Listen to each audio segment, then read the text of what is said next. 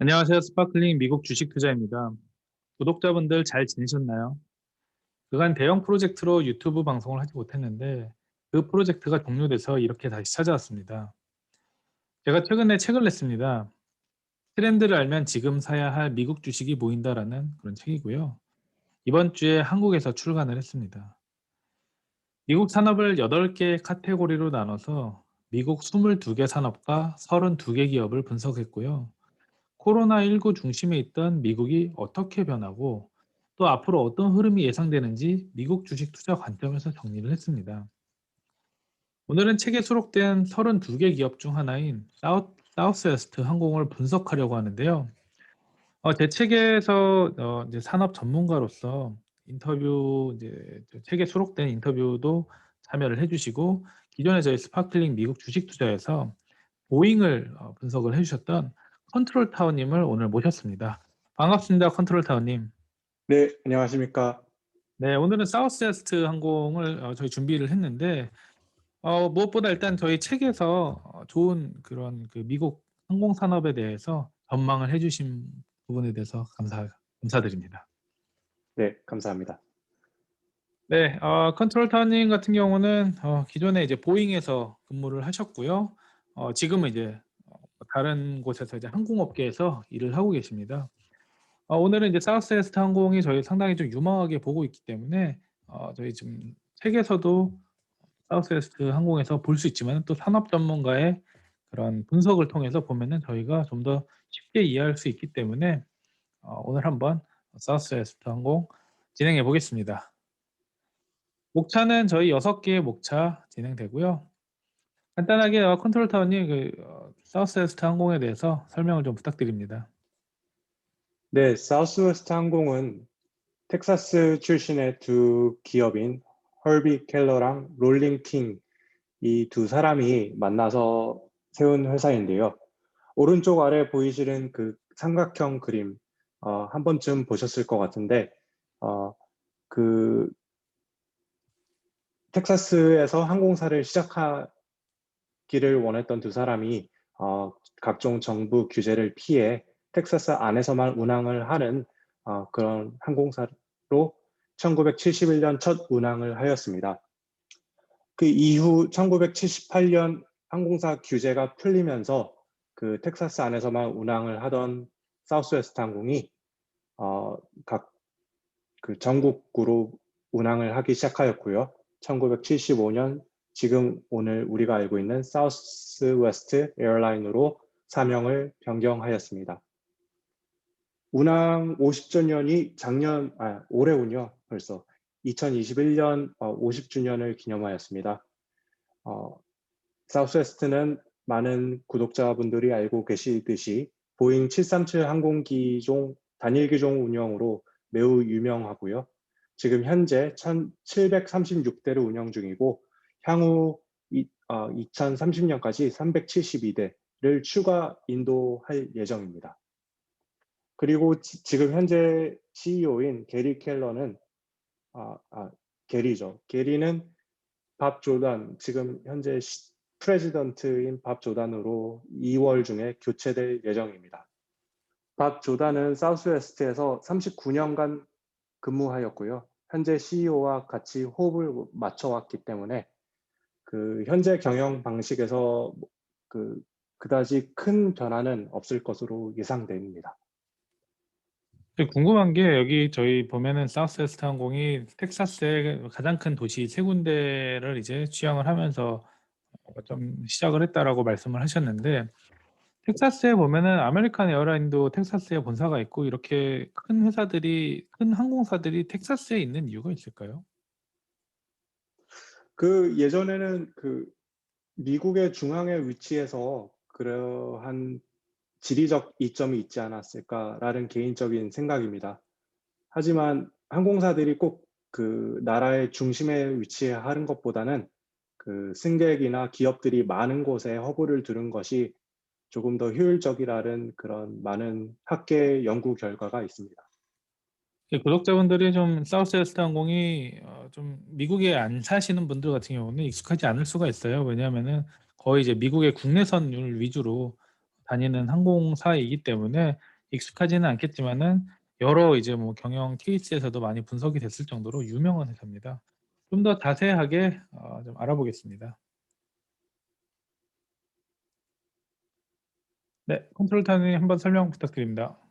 지금 주가 차트를 보고 계신데요. 2020년 3월쯤 이 코로나19 사태로 주가가 급격하게 하락하는 그런 차트를 보실 수 있고요. 그리고 2020년 후반기 들어서 또 빠른 회복세를 보이면서 2019년 정도의 주가 수준으로 회복된 것을 확인하실 수 있습니다.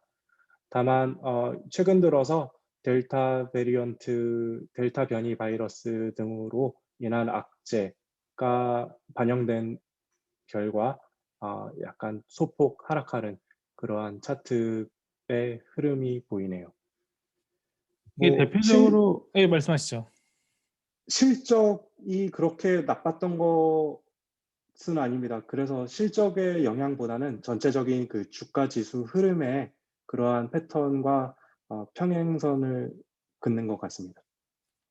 말씀하신 것처럼 코로나19에 있어서 가장 영향을 받았던 산업이 항공산업이고 그렇기 때문에 전체적으로 사우스웨스트 항공 같은 경우도 주가에 대한 타격을 많이 받았고요. 이제 최근에 계속 회복을 하다가 좀 변이 바이러스 때문에 하락을 많이 했는데 최근에 사우스웨스트 항공이 실적 발표를 한 걸로 알고 있어요. 간단하게 말씀 좀 부탁드릴까요?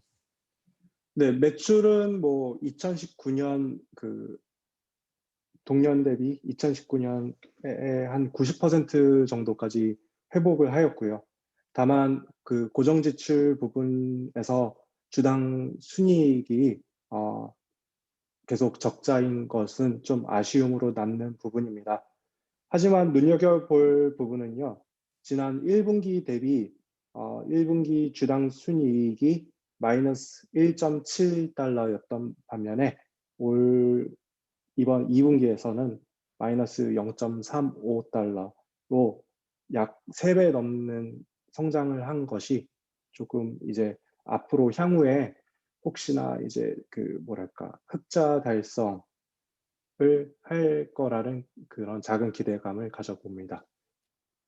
말씀해 주신 것처럼 코로나19 이전에 이전에 이제 2019년과 비교했을 때 2019년 2분기랑 비교했을 때 매출이 90% 정도 수준까지 올라왔다는 거는 실질적으로 매출만 봤을 때는 거의 유사한 수준까지 올라온 거 아닌가요? 그 실질적으로 일반 여객의 경우는 2019년보다 더 많이 사우스웨스트 항공을 이용한다고 합니다. 그런 부분에 있어서는 매우 앞으로도 계속 긍정적인 그런 신호로 보여지고요. 다만 아쉬운 점은 상용 여객 출장객들이 이용에 아직 더딘 점이 조금 아쉬운 부분으로 남습니다.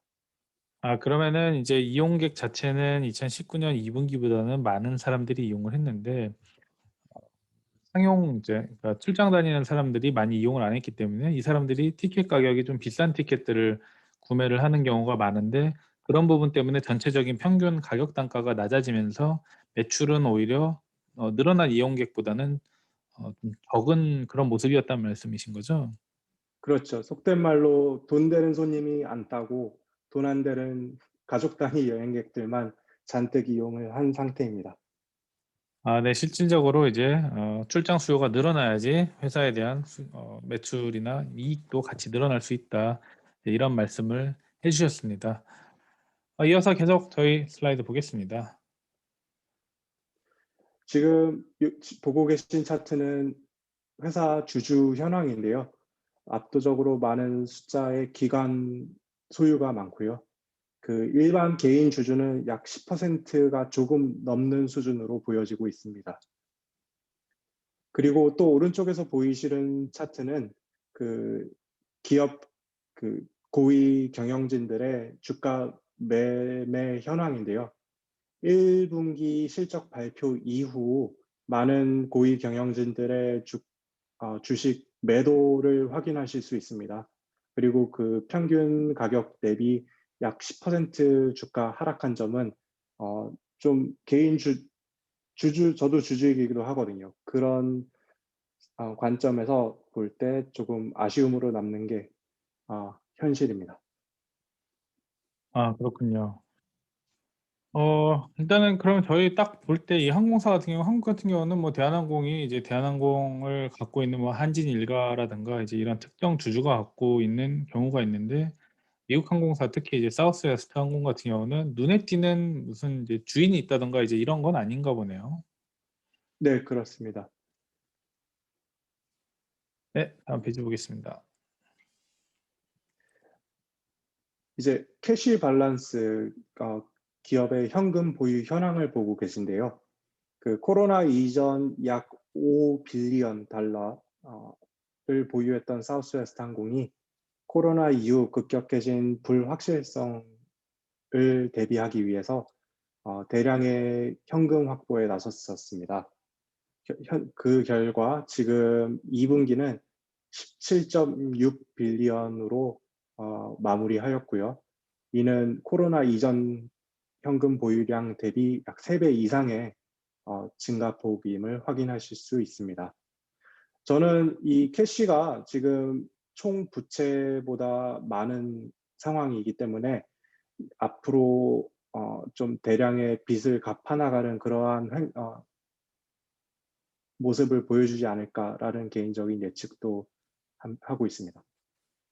미국 항공사들이 좀 재정적으로 재정 건전성이 안 좋다라는 이야기들이 상당히 좀 많았고 2008년 당시 리먼 브라더스 사태 때 그때 항공 수요가 상당히 안 좋아지면서 많은 항공사들이 이제 M&A가 있었잖아요. 근데 이제 그런 부분에서 사우스웨스트 항공은 계속 이제 잘 자리를 잡아놓으면서 살아남았는데 재정 건전성이 상당히 이제 좋은 모습을 좀 보여주고 있고 근데 이제 작년에 이제 코로나19가 있으면서 많은 이제 항공사들이 재정적으로 어려움을 겪었잖아요. 근데 여기는 직원들의 이제 급여도 많이 깎지 않았다라는 이야기를 들었고 또 상당히 좀 그 직원들에 대한 만족도가 상당히 높다는 이야기를 들었습니다. 실제로 업계에서 볼 때는 어떤가요? 실질적으로 항공사 업계에서는 직원들이 가장 행복 지수가 높은 항공사로 매년 발표가 되고 있고요.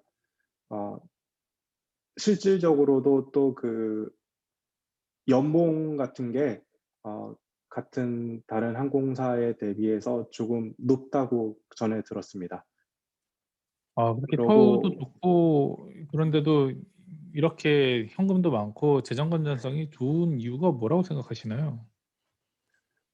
글쎄요, 그 뭐 직원의 처우가 좋으니까 회사도 잘 나가는 게 아닐까라는 그런 생각을 해봅니다. 주변에 혹시 좀 사우스웨스트 항공 다니시는 분들도 있을 것 같은데 그분들의 뭐 이야기를 들어보면 어떤가요?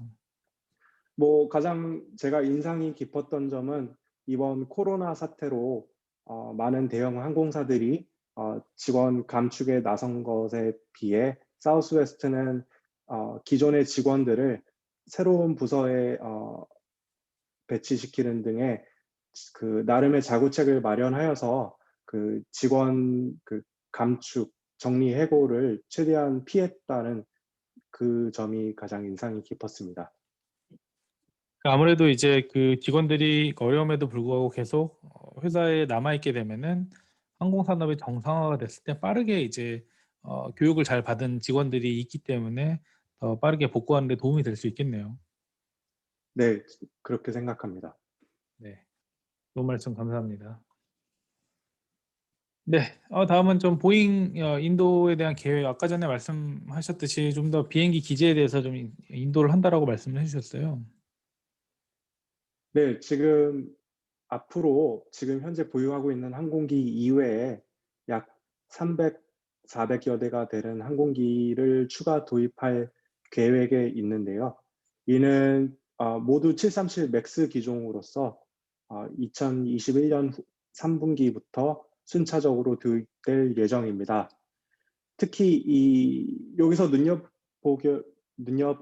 눈여겨봐야 할 점은 737 맥스 대시 7 기종입니다. 처음 보잉에서 이 대시 7을 개발할까 말까 많은 고민을 했었는데 그 사우스웨스트가 대시 7을 개발을 안 해주면은 자기네들은 에어버스로 갈지도 모른다라고 으름장을 놨습니다.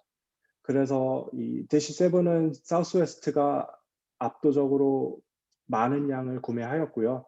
뭐 다른 항공사가 대시 7을 이렇게 많이 앞으로도 많이 주문할 경우는 없을 거라고 생각됩니다. 대시 7을 이렇게 사우스웨스트가 많이 주문을 하는 이유에 있어서는 그 대시 8보다 조금 더 작은 공급 좌석 숫자를 어, 운영을 하게 됩니다.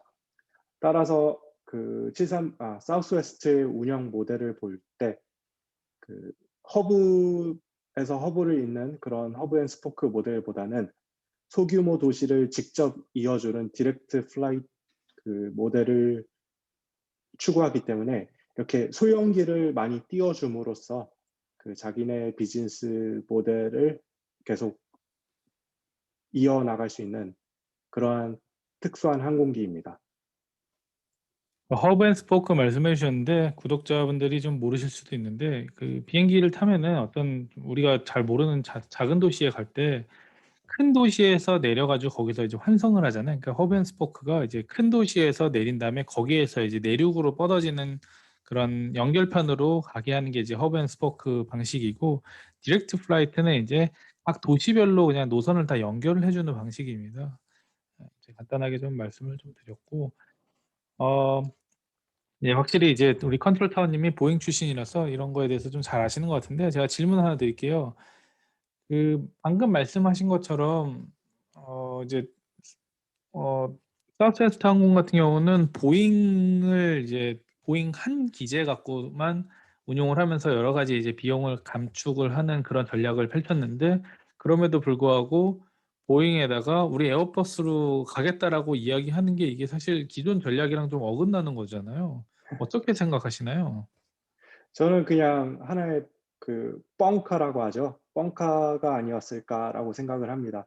그렇게 좀 뻥카를 던지면서 가격 네고시에이션에서도 좀 우위를 선점할 수가 있고 또 보잉에서도 이렇게 그 우수 고객 의견을 수렴을 하면서 향후 동반 파트너로서 같이 성장할 수 있는 그런 기회를 만들려고 했던 게 아닐까라고 생각됩니다. 근데 정말 뻥카인지 보잉에서는 그거를 뻥카라고 생각하지 않을까요? 그럴 수도 있지만 또 한편으로는 에어버스의 지금 항공기들이 매우 매력적인 게 많습니다. 가격 면에서도 그렇고 또 이제 요즘 에어버스 그 네로우 바디 협동체의 경우는 미국에서 생산을 하고 있습니다. 그래서 그런 그 보잉만이 지녔던 장점들이 에어버스도 이제 같이 가지고 있는 그런 현상을 보이고 있어서 그 마냥 보잉 측에서 무시를 할 수 있는 그런 상황은 아니었던 것 같습니다. 이 좀 항공업계에 대해서 아시는 분들은 아시겠지만 보잉과 에어버스가 이제 아예 그 기종이 다르기 때문에 파일럿들 같은 경우도 보잉을 모는 사람들은 보잉만 몰고 에어버스는 에어버스만 이제 몰 수 있는 또 기장은 또 다르다면서요. 네, 그 타입 서티피케이션이라고 하는데 그 특수 기종에 대한 그 운전 면허 그러니까 자동차로 따지면 같습니다. 그 종별로 운전 면허가 다르고요. 그래서 그 보잉 조종사들은 737 조종사에서 에어버스 조종사로 전환하는데 수개월의 시간이 걸립니다. 그래서 그 되도록이면 같은 기종을 유지하는 게 항공사 측면에서나 아니면 조종사 입장에서도 서로 좋은 거죠. 근데 말씀하신 것처럼 최근에 코로나 이슈 때문에 많은 기장분들이 집에서 쉬는 경우가 많았다고 하는데 수개월이면은 이제 전환이 가능하다는 거는 불가능하다는 얘기는 아니네요. 그렇죠. 이번 코로나가 어찌 보면은 전환 기종, 뭐 항공사 입장에서 전환을 전체적으로 바꿔버릴 수도 있는 그러한 기회가 아니었을까라고 생각됩니다.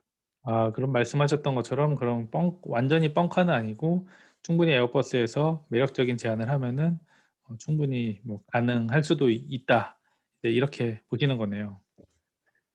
네, 들리는 소문에서는 에어버스에서 그 전환 훈련에 필요한 그 그 모든 비용을 대주겠다라는 그런 오퍼도 있었던 것으로 전해 들었습니다. 아 그렇군요. 네. 아 재밌네요.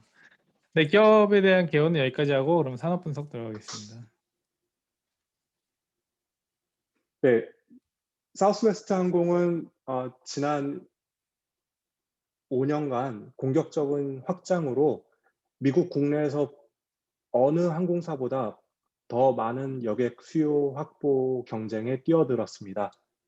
일례로 2019년 사우스웨스트 역사상 처음으로 하와이 노선을 운항을 시작하였고요.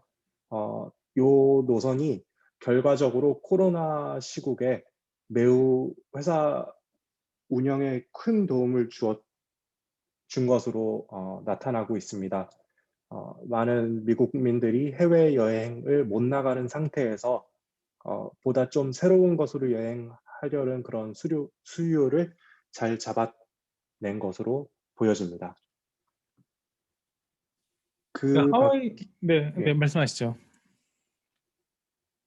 그 밖에 뭐 남미 노선을 조금 운영을 하고 있는데 요거는 코로나 사태로 인해서 수요가 눌린 게 아무래도 좀 확연히 드러나고 있는 상태고요. 한 가지 재미있는 점은 사우스웨스트 항공은 캐나다 운영을 하고 있지 않습니다. 그래서 남미, 하와이, 그리고 미국 내 이렇게 세 가지 노선만 크게 분류되고 있습니다. 여기 75대 25 이거 442 요거는 어떤 의미인가요? 요거는 사우스웨스트의 운항 비결, 운항 철학인데요. 75대 25는 직항 승객 대비 환승 여객 비율을 나타냅니다. 하지만 이번 코로나 사태로 인해서 이러한 패턴이 약간 변화되었습니다. 그래서 지금 72대 28 정도의 비율을 띠고 있다는데요. 앞으로 이러한 그 통계를 토대로 새로운 직항 노선 개발에 조금 더 포커스를 맞추지 않을까라고 보여집니다. 또 그리고 그 두 번째 줄에 보이시는 442 운항 비율은 단거리, 중거리, 장거리 그렇게 세 가지 운항 노선의 비율을 나타내는데요. 이 또한 단거리 출장객이 줄어들면서 의도치 않게 3대 4대 3 비율로 지금 운항이 조정되었다고 합니다. 하지만 지속적으로 회복하고 있는 출장객들 여객 수요에 맞춰서 이 또한 다시 442로 변환될 것으로 보여집니다. 그 단거리, 중거리, 장거리 이 중에서 가장 수익성이 높은 게 어떤 건가요? 사우스웨스트의 경우는 단거리와 중거리입니다. 이 5시간 미만 미션이 737 기종이 가장 효율화된 그 노선이고요. 그래서 이렇게 그 항공사 자체에서도 이 중단거리에 포커스를 맞추는 것이 그의 이유가 있어서입니다. 737 기종에 대해서 모르시는 분들이 있을 수도 있는데 그 통로가 이제 우리가 제주도 갈 때 타는 그 통로가 한 줄짜리인 그 비행기를 말씀하시는 거죠? 예, 보통 200석 미만으로 운영되고 있고요. 한 비행기에 3명에서 4명의 그 승무원이 탑승을 하고 2명의 조종사가 필요로 합니다.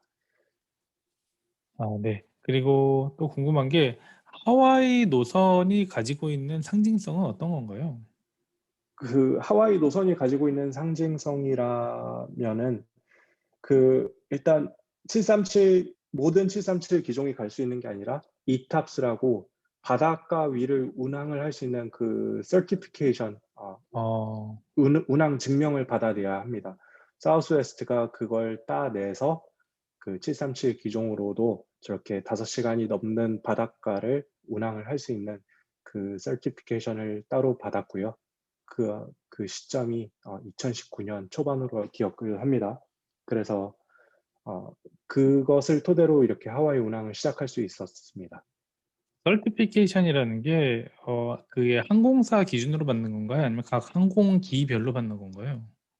항공기, 항공사 두 가지가 따로 있습니다. 그래서 아. 항공사도 그 운항 증명을 따내야 하고 또 그 항공사가 특정한 항공기를 가지고 그 노선을 운항을 할 수 있다는 것을 증명을 해야 합니다. 이게 참 저도 궁금하긴 한데 저희 이제 미국에서 한국 오가면은 태평양을 건넌다라고 이야기를 하잖아요. 근데 실질적으로 보면은 한국에서 미국을 갈 때 일본을 넘어서 러시아로 해서 저쪽 북극 항로로 해서 거의 보면은 바다를 건너서 간다기보다는 이렇게 이제 대륙 쪽을 통해서 가잖아요. 그게 제 개인적으로 생각할 때는 '언제든지 비상 착륙을 할 수 있는 그런 곳으로 가야 된다.'라고 저는 그냥 생각을 했는데 그거 맞는 건가요? 네, 맞습니다. 그래서 그 이탑스가 방금 말씀해 주신 그 공항에서 얼마나 멀리 떨어져 있나라는 그런 뭐 관련이 있는데요. 그래서 엔진이 하나 꺼졌을 경우에도 몇 시간을 비행할 수 있느냐, 뭐 그러한 것을 운항 능력을 증명해 내야 합니다. 따라서 아. 이론상으로는 뭐 하와이까지 엔진 하나로도 갈 수 있다라는 것을 증명을 한 상태입니다. 하와이 노선이 그런 측면에서 어떻게 보면 난이도가 있는 노선이라고 봐도 무방하겠네요. 네, 그러한 것들이 어떻게 보면은 미국의 초저가 항공사들 이 진입을 하는 데 있어서 운항 그 장벽이 아닐까라고 보여지는 포인트이기도 하고요. 또 아무래도 또 하와이 같은 경우는 여행지로서의 수요가 있기 때문에 여기에서 미국 전역으로 연결되는 거는 최소한 그래도 중거리 이상 장거리라고 봐야 되나요? 장거리, 중장거리 이제 뭐 지역에 따라 다르겠지만은 중장거리가 되는 부분이 있기 때문에 하지만 근데 또 수익성 측면에서는 아까 말씀하셨던 것처럼 사우스웨스트는 단거리나 중거리가 좋다고 하셨잖아요. 네. 5시간이 넘어가면은 그 기종의 한계도 있지만 또 운항 승무원들의 운영에 있어서 굉장히 비효율적으로 됩니다. 하루에 아 일할 수 있는 시간이 한정이 되어 있기 때문에 그렇네요. 그 도착을 하자마자 승무원들은 호텔로 가야 되고 대체 승무원이 현지에서 탑승을 하고 뭐 그러한 복잡한 그 항공 계산 방법으로 인해서 5시간 미만으로 운영을 하는 것이 항공사의 입장에서는 특히 737을 운영하는 항공사의 입장에서는 가장 효율적으로 운영을 하는 방법 중에 하나입니다. 아 네. 되게 재밌네요. 그러니까 그 단거리 노선으로 했을 때 만약에 4 시간이면은 퀵턴이라 그래 가지고 갔다가 잠깐 쉬었다가 다시 또 그대로 타고 오면은 그 사람은 그냥 데일리로 이제 일을 하게 된 거고 항공사 입장에서도 해당 떴던 직원들이 그대로 돌아오는 거니까 '큰 로스가 이제 없다.'라고 보는 거네요. 그렇죠. 아 네. 네 저도 예전에 항공을 분석을 했던 애널리스트를 했었기 때문에 조금 제가 컨트롤 타워님보다는 잘 모르지만 또 이렇게 계속 여쭤볼 수 있습니다.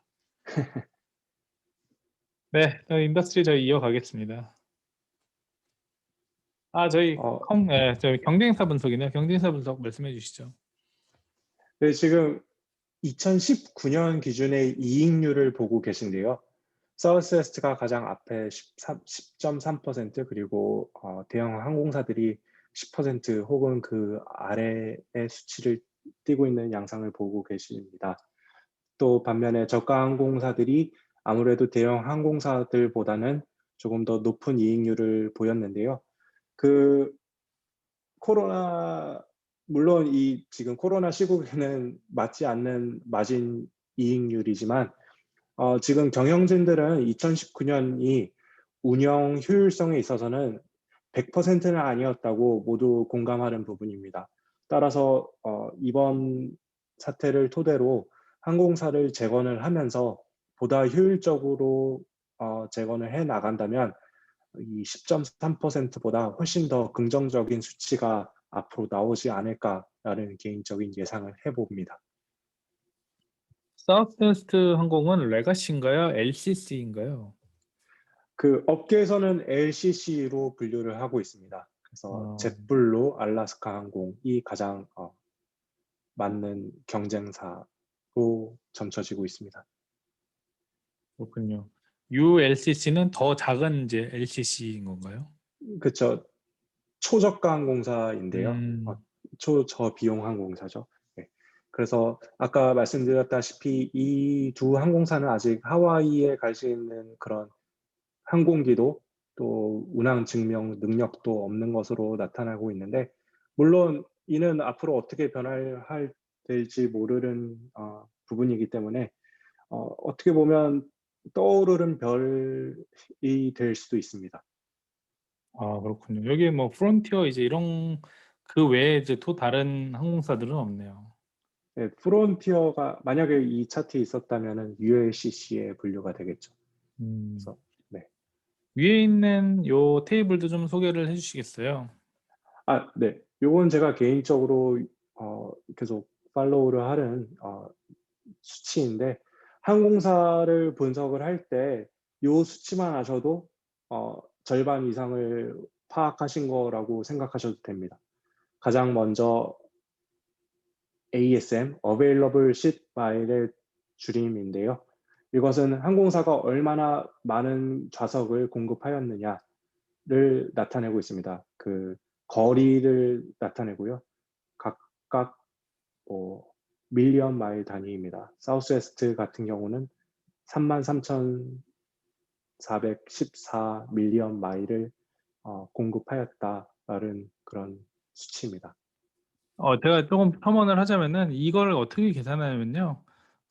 이제 항공기가 뜨면은 좌석 수가 있잖아요. 좌석 수에다가 그 항공기가 운항을 했던 그 거리를 곱하는 거예요. 그래서 그거를 다 합친 게 ASM이라고 보시면 됩니다. 네. 그리고 두 번째 줄은 로드 팩터 LF의 줄임인데요. 이거는 위에 available seat mile의 몇 퍼센트를 실제 승객이 탑승을 하였는지를 나타내는 수치입니다. 그래서 무조건 좌석을 많이 공급하는 게 중요한 게 아니고, 그 공급한 좌석을 얼마나 많이 채웠느냐를 이렇게 따져보는 것도 관점 포인트입니다. 이 로드 팩터가 높으면 높을수록 그만큼 승객들은 좀 더 빡빡한 비행기를 타고 가는 그런 거라고 봐야겠죠. 그렇죠. 옆 좌석이 비어 있을 확률은 높을수록 적어집니다. 네, 참고하십시오, 여러분. 그리고 이제 세 번째, 네 번째 보이는 TRASM, TCASM은 Total Revenue Available Seat Mile, Total Cost Available Seat Mile의 줄임인데요. 이제 그 Available Seat Mile당 얼만큼씩 벌었는지, 그리고 CASM은 그 Available Seat Mile당 발생한 비용은 얼마인지를 나타냅니다. 보시면은 뭐 당연히 Available Seat Mile이 늘어날수록 CASM이 늘어나는 것은 자연스러운 현상이지만, 뭐 이번 분기에서는 아메리칸 같은 경우는 유나이티드보다 더 많은 공급 좌석을 제공하였음에도 불구하고 비용은 낮았던 점이 눈여겨 보이고요. 사우스웨스트는 비교적 공급 좌석 수가 낮았지만 또 업계에서 가장 낮은 카즘을 보인 점 또한 이렇게 그 앞으로 수익성에 어떠한 트렌드를 보여줄지를 미리 점쳐볼 수 있는 그러한 수치라고 보실 수 있습니다. 이거는 단위가 어떻게 되나요? 센트입니다. 센트. 센트. 네. 마일당 그러면은 13, 이제 사우스웨스트 항공 같은 경우는 약 12센트 정도가 이제 12센트 정도를 벌어들였다는 얘기인 거네요. 예, 마일당 12센트의 매출이 발생을 하고 그중 10센트는 코스트로 나가는 어, 그러한 구조죠. 일드도 설명해 주시겠어요? 요것 또한 이제 그러면은 수익성을 나타내는데요. 네. 그 마일당 이게 마일당 일드로 제가 알고 있습니다. 그래서 뜰 때마다 15센트씩 벌었고, 사우스웨스트 같은 경우는 12.89센트를 벌어들였다. 이렇게 계산하시면 됩니다. 여기는 센트고 여기도 센트인가요? 아니면 이거- 제가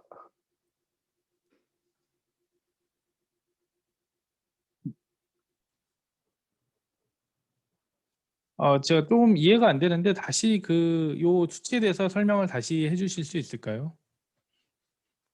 네, 일드랑 T-RASM하고 조금 헷갈리실 수 있으신데요.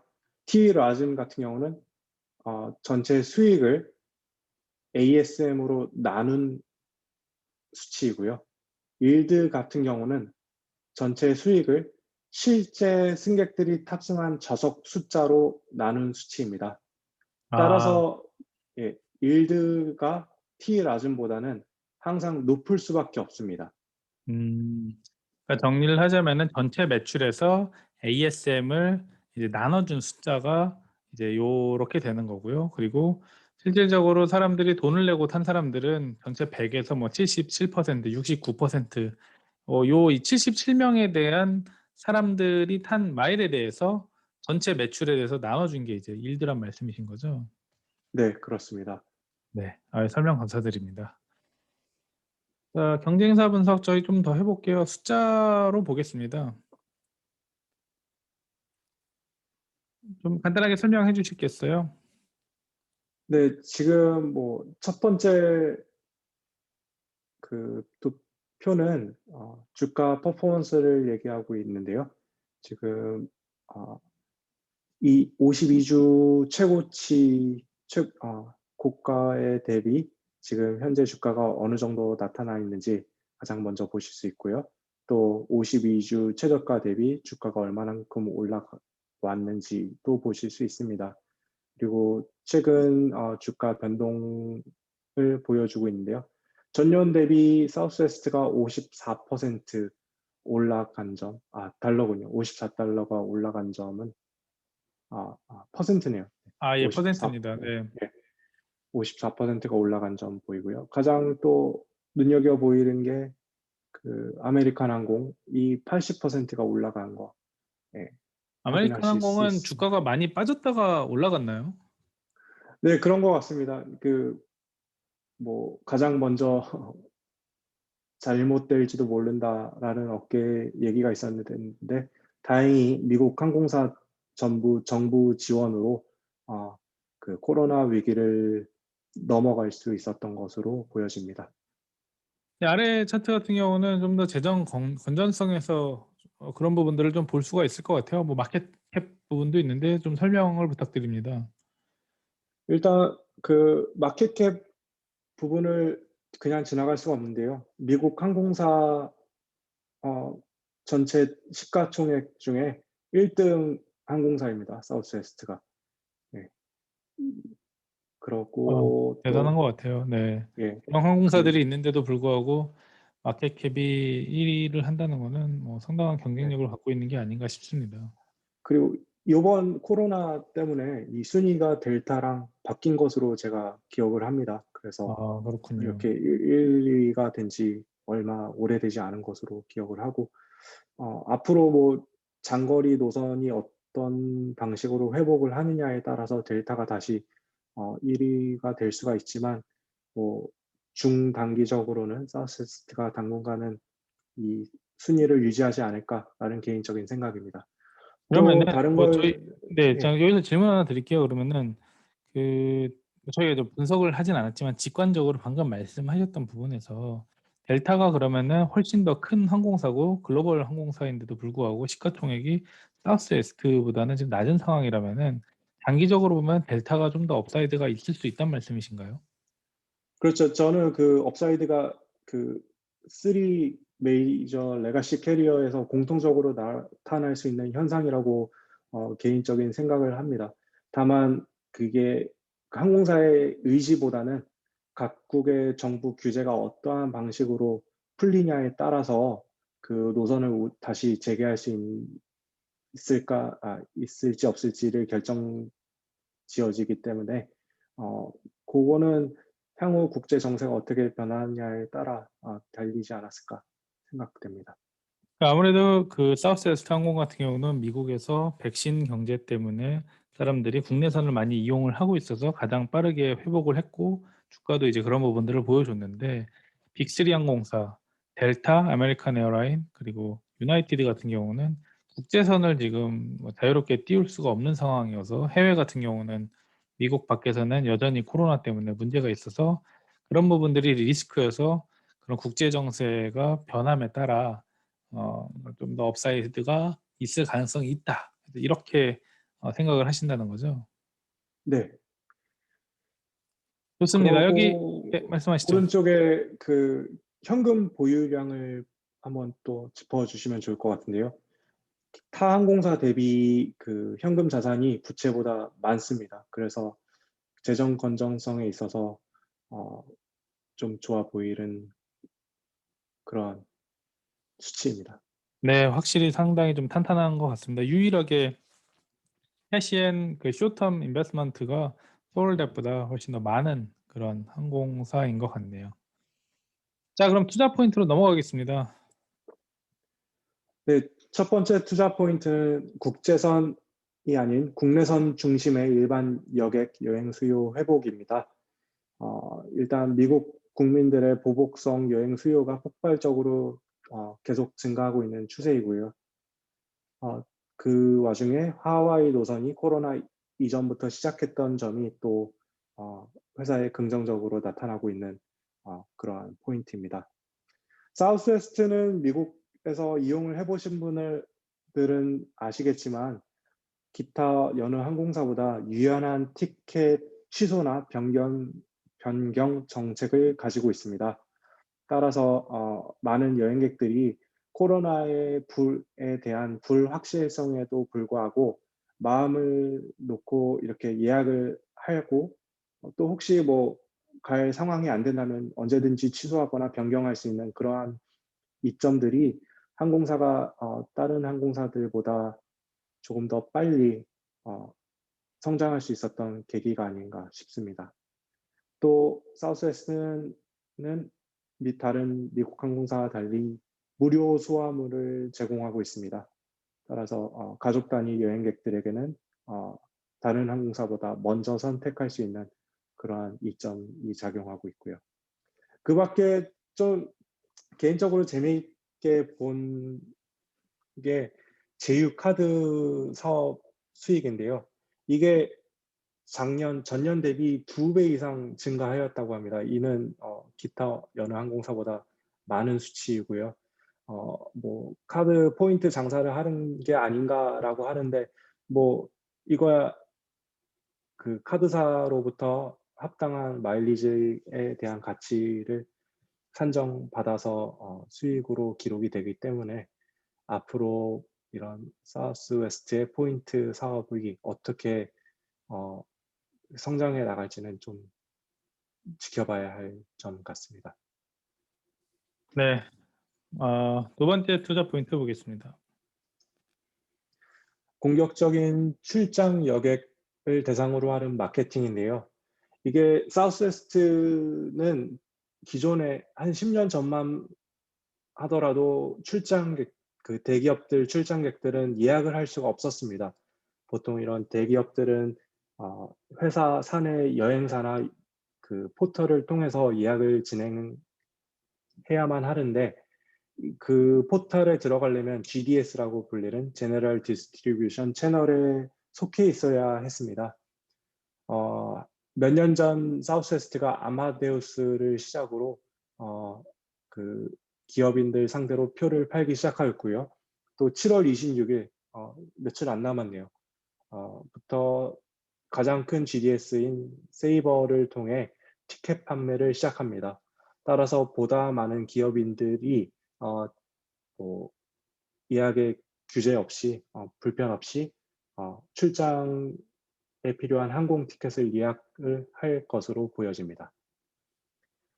지금 현재 출장 여객 수요는 2019년 대비 40%만 회복된 점이 또 짚고 넘어가야 할 점인데요. 회사 전체 매출의 30%가 이 출장 여객 수요로부터 왔던 점을 따져본다면 지속적인 이러한 공격적인 마케팅이 앞으로는 30% 이상의 매출을 담당하지 않을까라고 보여지는 부분입니다. 네, 세 번째 투자 포인트 보겠습니다. 세 번째 투자 포인트는 다른 항공사와 대비해서 비교적 낮은 고정 지출 비용입니다. 사우스웨스트가 LCC, 로우 코스트 캐리어로 분류될 수 있었던 점은 이러한 낮은 비용인데요. 이 낮은 비용은 단일화된 737 운영과 또 운항 승무원 교육에 있어서 많은 기종이 아닌 단 두 가지 기종만 이렇게 교육을 할 수 있음으로써 하면 됨으로써 비용을 절약할 수 있었고요. 또 737에 사용되어지는 많은 지상조업 장비나 정비 부품들이 서로 상호 교환 사용될 수 있다는 점에서 이 또한 회사 재정 건전성에 도움이 되는 그러한 부분임은 확실합니다. 또 아까 말씀드렸다시피 장거리 운영이 아닌 국내선 중심으로 운영되어짐으로써 뭐 승무원들의 호텔 비용이나 식사 등 각종 부대 비용 지출에 있어서 절약되는 것 또한 사우스웨스트가 많이 지닌 장점이 아닐까라고 보여집니다. 한국에 계신 분들 같은 경우도 해외여행 가는 게 지금 쉽지가 않잖아요. 여행은 가고 싶긴 하지만 지금 뭐 백신을 접종을 하면은 해외에 갈 수 있게 자가격리 면제를 해 준다라는 그런 부분도 있지만 여전히 해외에서 코로나 때문에 위험 때문에 해외여행을 못 하고 있어요. 마찬가지로 미국에서도 해외로 나가는 수요가 상당히 좀 많이 줄어들고 대신 이제 미국 내에서 수요가 많기 때문에 이런 국내선 위주로 운영을 하는 사우스웨스트 항공 같은 경우는 가장 빠른 회복세를 보였다는 생각이 좀 들거든요. 개인적으로 좀 궁금한 게 다른 LCC 아까 ULCC 같은 그런 회사들 같은 경우는 기계 운영을 이런 사우스웨스트처럼 하나의 단일 기종을 하는 그런 부분을 보이나요? 아니면 이거는 사우스웨스트만 있는 모습인가요? 대부분의 LCC나 ULCC는 단일 기종을 추구하고 있는데요. 다만 알래스카 항공 같은 경우는 합병을 통해서 뭐 원치 않게 보잉과 에어버스 기종 두 가지를 모두 운영하는 그러한 상태가 되었고요. 또 하와이안 항공 같은 경우는 워낙 그 대형 기종 위주로 운영을 많이 하였기 때문에 어떻게 보면 코로나로 인한 영향이 조금 더 컸었던 것 같습니다. 반면에 이렇게 단일 기종을 고수하는 사우스웨스트나 스피릿, 프론티어는 비교적 비용 절감 효과를 많이 본 상태이고요.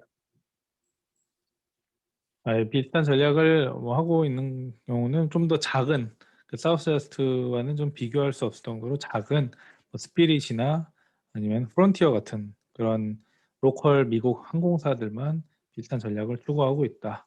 이렇게 볼 수가 있는 거네요. 네, 그렇습니다. 네. 여기까지 투자 포인트 봤고요. 다음 밸류에이션 보겠습니다.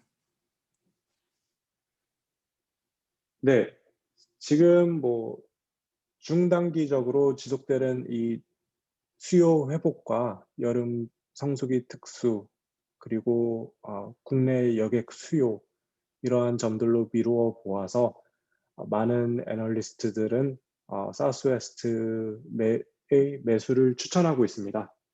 매우 소수 의견만이 사우스웨스트가 고평가되었다고 하고 있고요. 나머지는 뭐 추천을 하는 그런 의견을 제가 확인할 수 있었습니다. 다만 제가 한 가지 눈여겨보셔야 할 점은 지금 현재 주가가 2019년 가장 어떻게 보면 어깨가 호황일 때의 수치이고 또 그 수치에서 2019년 긴 시간 이 주가가 박스권에서 횡보했던 점을 보실 때 뭐 작년에 보셨던 것처럼의 항공업계의 뭐 빠른 성장이나 뭐 주가가 2배로 이상 뛴다든지 그러한 것은 조금 힘들지 않을까라고 개인적인 의견을 생각해 보았습니다. 말씀 감사합니다. 개인적으로 저도 좀 이야기를 보태면은 항공산업이 뭐 계속 갖고 있다 그래 가지고 막 좋아지는 비즈니스는 아니에요. 아무래도 여러 가지 업황도 봐야 되고 이런 코로나나 이제 바이러스 이런 우리가 예상하지 못하는 그런 부분들도 있고요. 가장 많이 이제 들어가는 비용이 이제 기름값이에요. 항공유를 사용하는 그런 기름값이 항공사에 있어서 가장 많은 비용을 차지를 하거든요. 그래서 유가에 대한 부분도 차지하는 그런 그 주가의 변동성에 있어서 차지하는 부분이 있기 때문에 시청자분들이 보실 때 그런 부분도 같이 눈여겨보시면 좋을 것 같습니다. 자, 밸류에이션 조금 더 보겠습니다. 이 히스토리컬 밸류에이션이고요. 이 부분은 제가 설명을 드릴게요. PE 레이시오 같은 경우는 최근에 이제 회사가 흑자를 내다가 적자를 보고 있는 구간이어서 최근에는 좀 볼 수가 없는데 평균적으로 최근 5년 동안 17배 정도였고요. PB 레이시오, 북밸류와 비교했을 때는 가격이 현재 주가가 최근 5년 동안 비슷한 3.2배 정도입니다. 그리고 현재 주가와 매출을 비교한 그 PSR 지표로 봤을 때는 최근 5년간 1.6배에 비해서 3.1배여서 좀 더 오버밸류된 그런 부분들이 있다. 그래서 주가 측면으로 봤을 때는 평균적으로 봤을 때 최근 5년 동안 주가에 비해서 저평가되어 있는 구간은 아닌 것 같습니다. PSR 부분은 훨씬 더 높고 PBR은 뭐 적정 주가 밸류에 있으니까 시청자분들이 이런 부분들 감안하고 투자에 참고를 하시면 좋겠습니다. 마지막으로 저희 리스크 및 결론 좀 말씀해 주시죠. 네. 리스크 및 결론에서는 과연 이 출장객들이 얼마나 사우스웨스트로 편입이 될 수 있을까, 앞으로 얼마나 편입이 될 수 있을까가 조금 지켜봐야 할 부분으로 보여지고요. 하지만 신기종 도입으로 인한 연비 및 정비 운항 효율성 증가가 되는 부분은 또 사우스웨스트의 장점으로도 작용할 수 있는 것으로 보여집니다. 다만 이 신기종이 대부분 737 맥스인 점을 볼 때 또 맥스만이 지닌 또 리스크가 있잖아요. 네, 이제 그런 것들이 어떻게 영향을 줄지, 뭐 작년같이 대규모 운항 중단 사태는 또 없겠지만 아직도 그 매일 들려오는 뉴스에서는 737 맥스의 그 추가 보안 사항들이 계속 나오고 있기 때문에 그것들이 단기적인 리스크로 작용할 수 있을 것 같습니다. 다른 하나는 보잉 737 기종밖에 없기 때문에 추가적인 뭐 해외 국제선 노선 확장성에 한계가 있다는 점이 또 하나의 리스크로 보여집니다. 제트블루 같은 경우는 이제 올해 말부터 유럽 런던 노선 운항을 시작하는데요. 사우스웨스트 같은 경우는 지금 현재 노선 운항을 할 수 있는 그러한 기재가 없습니다. 그런 것들이 앞으로 어떻게 작용을 할지, 기종 변화가 될 수 있는 그런 계기가 될지는 또 앞으로 봐야겠습니다. 또 하나는 요즘 이것은 미국 전역적으로 나타나는 현상인데요. 지속되는 고인난과 또 고인난을 해결하기 위한 고임금에 대한 압박입니다. 사우스웨스트 본사 차원에서는 최저임금을 시급을 15달러로 올리겠다는 그러한 선언을 하였는데 뭐 15달러가 그 항공업계에서는 그렇게 고임금은 아닙니다. 그래서 다른 항공사랑 그런 눈치 게임을 계속 해나가는 그러한 상황입니다.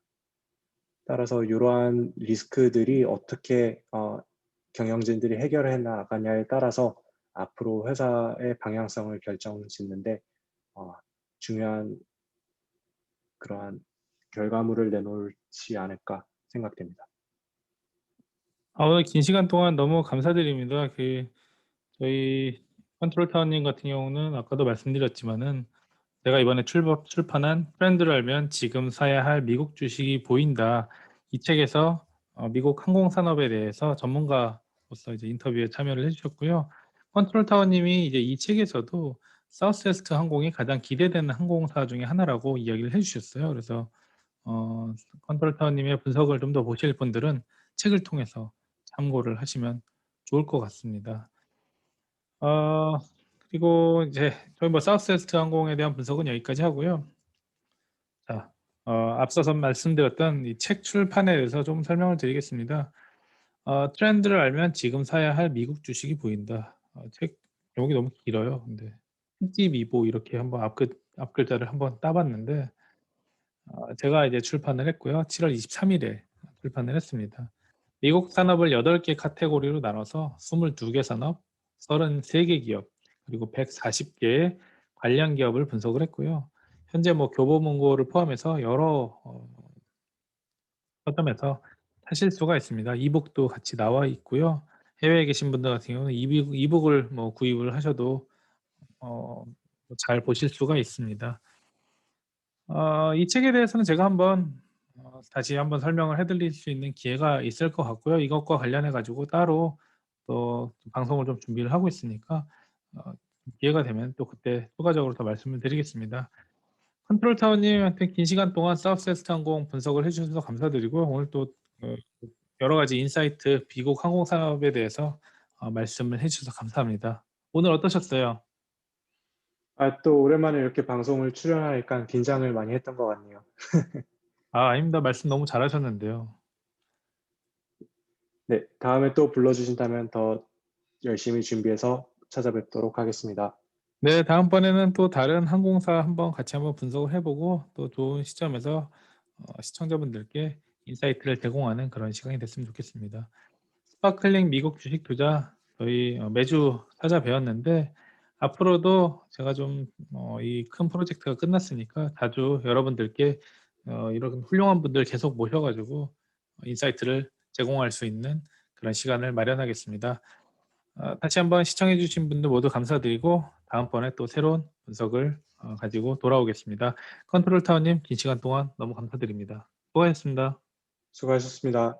네, 감사합니다.